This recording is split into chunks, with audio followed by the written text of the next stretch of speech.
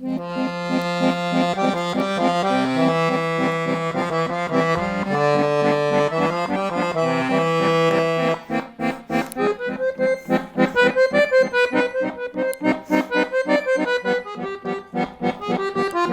dia 8 de març per a mi representa el canviar mentalitats i el seguir treballant per tot allò que encara falta per fer.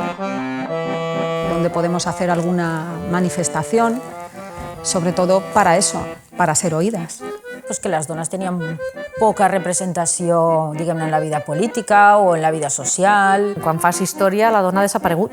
La mujer es un dolor de lo más grande de lo más grande. La mujer es un dolor de lo más grande de lo peor. El denunciaria una persona que diu això. És increïble que poguera passar això. Y sin embargo, entonces es que ho cantàvem. És molt difícil educar en igualtat quan a tu no t'han educat en igualtat. Si tu al xiquet i a la xiqueta li poses diferents normes de sortir o d'entrar o de fer o no fer perquè un és xiquet i l'altre és xiqueta, tu ja estàs fent una discriminació. Yo creo que sería muy bueno la educación desde dentro de casa, conjuntamente con el colegio. No sols vas a aprendre i a estudiar, sinó també a formar-te com a persona. I no tindré por mai a treballar per la igualtat entre homes i dones. És essencial que les noies sàpiguen que poden ser el que elles vulguin ser. Tenim que fer més i més i més per a aconseguir aquest futur d'igualtat total.